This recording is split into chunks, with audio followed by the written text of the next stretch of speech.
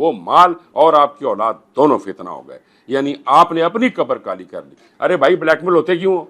अगर अच्छा काम करते तो किस लिए ब्लैकमेल होते हो? सारों ने मिल मिला के वो पैसे खा लिए। खुदा दा ना मनो, करप्ट बंदियां वास्ते सेक्रेटरी साहब ये ना कहो अच्छा चल कोई नहीं केयर की होया, सेक्रेटरी साहब ये तरीका ठीक नहीं है। अस्सलाम वालेकुम नाजरीन, मैं हूं नईम खान और आप देख रहे हैं मेरा डिजिटल चैनल। नाजरीन, हमारा मुल्क कामयाबियों पे कामयाबियां समेट रहा है और दुनिया अंगुश्ते बदंदा है कि पाकिस्तान इतनी तरक्की हासिल कर रहा है, लेकिन पाकिस्तान को अंदरूनी जो मामलात हैं उनमें नाकामी का सामना करना पड़ रहा है और वो चीज़ है करप्शन। नाज़रीन, करप्शन हमारे मुल्क पाकिस्तान को दीमक की तरह चाट रही है।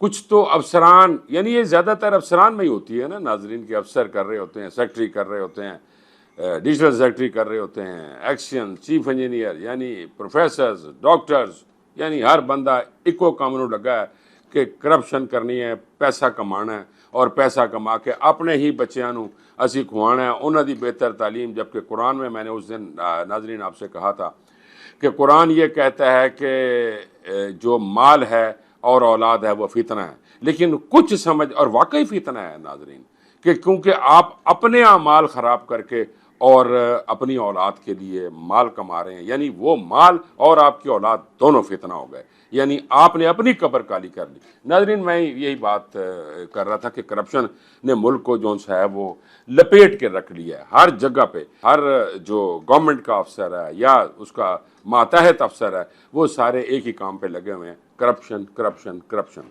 नाजरीन, इसको कैसे ख़त्म किया जा सकता है? मैंने पहले भी आपसे ये अर्ज़ किया था कि मुझे बताएं कि ये कैसे ख़त्म हो सकती है, कमेंट में मुझे ज़रूर बताएं।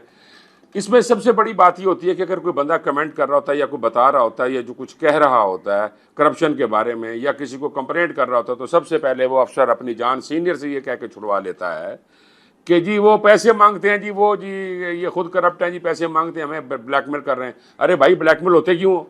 अगर अच्छा काम करते तो किस लिए ब्लैकमेल होते हो? अगर ब्लैकमेल होते हो तो फिर भाई फिर सुनो फिर लोगों की बातें। नाजरीन, अगर कोई बड़े अफसर हैं, सियासतदान हैं, मातहत अफसरान हैं, और डेफिनेटली वो भी करप्शन कर रहे हैं, किसके लिए? अपनी औलाद के लिए, अपने बेहतर मुस्तकबिल। कौन सा बेहतर मुस्तकबिल? बेहतर तो रहता ही नहीं है। बेहतर ये देखिए कि पाक फौज ने मुनज़्ज़म एक इदारा कितनी इज्जत पाई और कितना मकाम पाया, पूरी दुनिया देख रही है और आशाश कर रही है कि वाकई ये होता है इदारे काम करते हैं। यहाँ पे करप्शन और करप्शन। मैं नाजरीन पहले बात कर रहा था कि जो यहाँ पे इदारे हैं करप्शन के, कम से कम वो भी तो ठीक तरीके से काम करें। पिछला एक ऐसा काम सामने आया जिसमें मुझे उनकी तारीफ़ करने के लिए मुझे ये शो करना पड़ गया कि वाकई एंटी करप्शन पंजाब एक बेहतरीन इदारा है और वह सही तरीके से इन्वेस्टिगेशन करता है। पहले मुझे हमेशा मैं मोतरज़ रहता था इनके ऊपर, लेकिन अभी मैं उनकी जो अभी नई काविश है वो आपके सामने पेश कर रहा हूँ। नाजरीन, मैंने एक पहले शो किया था, उसमें मैंने बताया था कि मुजफ्फरगढ़ में एक कैनाल थी, वहाँ पे सोलर पैनल लगाए गए थे ताकि ट्यूबवेल जो हैं वो चल सकें और जो सीपेज वाटर है यानी कि ट्यूबवेल के ज़रिए वो जो पानी सीपेज का है उसको वापस दरिया के अंदर डाला जाए। अब हुआ ये कि वहाँ पे वो फौरी तौर पे क्या हुआ कि वहाँ पहले तो लाइनिंग ऑफ कैनाल की गई, नहर पक्की की गई, कुछ एरिया को वहाँ पे सोलर पैनल लगा दिए ताकि अगर जो सोलर पैनल ट्यूबवेल्स के ऊपर लगाए गए ताकि अगर वहाँ पे जो सीपेज का वाटर है वो पानी ट्यूबवेल वापस ला के नहर के अंदर डाल दें। हुआ ये कि वहाँ पे ट्यूबवेल जो 7 करोड़ रुपए के ट्यूबवेल थे और 7 सोलर प्लेटें थी चोरी कर ली गई और वहाँ से उड़ा दिए गए।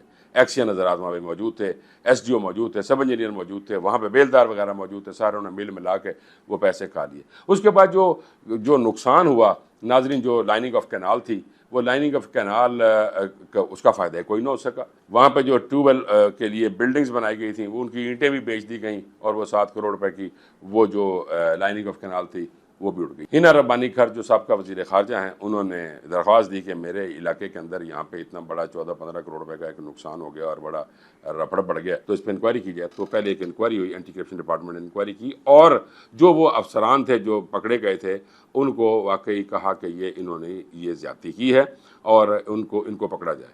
अच्छा, फिर उन्हीं में से एक अफसर ने क्या किया कि उन्होंने दरख्वास्त दी और ये दोबारा एंटी करप्शन को दरख्वास्त दी कि हमें तो सुना ही नहीं गया, लिहाजा हमें दोबारा सुना जाए। यानी वो जो अदालत में जो केस था उनकी बेल का, उसको यानी पीछे हटाने के लिए ये दरख्वास्त दे दी। जब ये दरख्वास्त दे दी गई, फिर जब इंक्वायरी शुरू हुई तो इंक्वायरी वैसे की वैसी हुई और इस दफ़ा तो फिर एंटी करप्शन डिपार्टमेंट ने पर पर्सन ये पैसे निकाल के रख दिए कि हर बंदे को कितने कितने पैसे भरने आते हैं। यानी इंक्वायरी वैसे ही रही जैसे कि, और ये डीजी साहब एंटी करप्शन ने खुद इंक्वायरी की और डायरेक्टर एंटी करप्शन मुल्तान ने इंक्वायरी की और इंक्वायरी में ये गुनाहगार साबित हुए। अब नाजरीन सूरत हाल ये है कि करप्शन को कैसे रोका जाए। ये तो उन्होंने कर ली करप्शन, लेकिन अब ज़रा सेक्रेटरी इरिगेशन पंजाब की तरफ आ जाइए। सेक्रेटरी साहब ने क्या किया? सेक्रेटरी इरिगेशन पंजाब ने चीफ इंजीनियर डीजी खान से कहा कि जी मुझे जो एलिगेशन की, जो इनके ऊपर जो एलिगेशन है वो रिपोर्ट भेजें।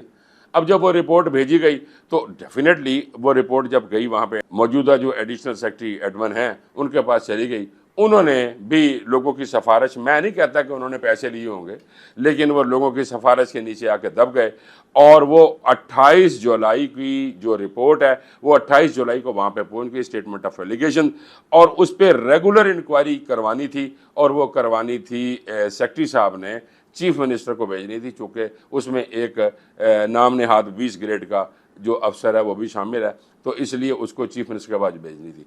आप अंदाज़ा कर लीजिए कि 28 जुलाई से 28 अगस्त और अब 28 सितंबर आने वाली हो गई है।